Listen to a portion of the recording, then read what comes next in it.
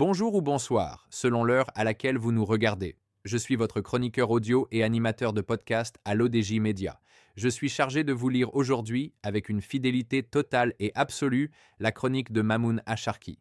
Nous plongeons au cœur d'un défi majeur pour notre éducation, le sureffectif scolaire. Une étude récente tire la sonnette d'alarme et fixe un cap ambitieux pour sauver l'école publique marocaine.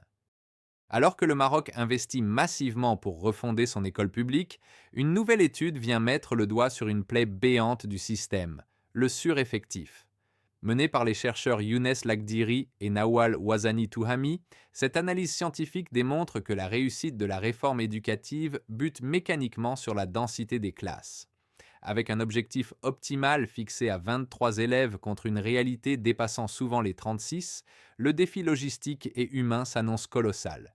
23 élèves par classe, le chiffre magique pour sauver l'école marocaine. C'est un pavé dans la mare de la réforme éducative marocaine.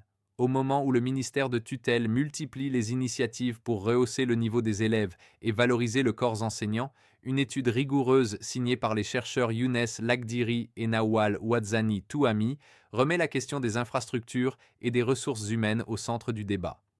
L'auteur ajoute que leur conclusion est sans appel.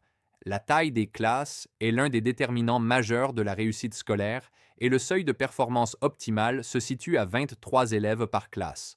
Ce chiffre de 23 élèves sonne comme un idéal lointain pour la majorité des établissements publics du royaume où la moyenne nationale dépasse allègrement les 36 élèves avec des pics à 45 ou 50 dans certaines zones urbaines sous tension.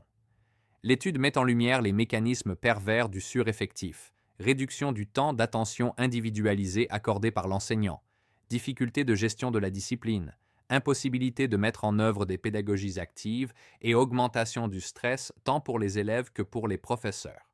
En somme, entasser les élèves nuit gravement à leur avenir. L'auteur affirme que pour lui, l'apport de Lagdiri et Ouadzani Touhami est crucial car il quantifie l'effort nécessaire. Il ne s'agit pas seulement de mieux enseigner, mais de créer les conditions physiques de l'enseignement.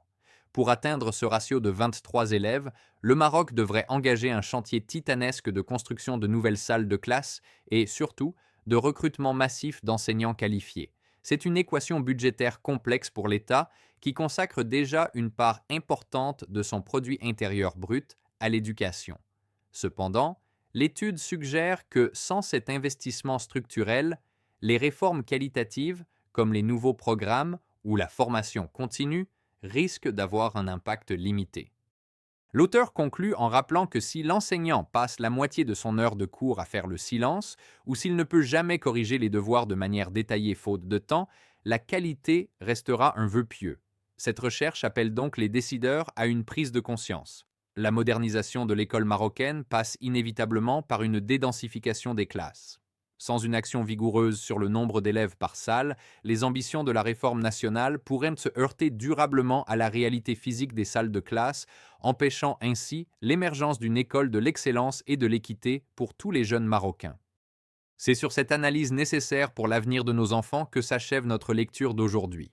Je tenais à vous remercier personnellement pour votre fidélité et pour l'attention que vous portez à nos podcasts. En tant que votre hôte, j'ai mis un point d'honneur à respecter scrupuleusement l'intégrité et la lettre des propos de l'auteur, afin de vous transmettre sa vision sans aucun filtre.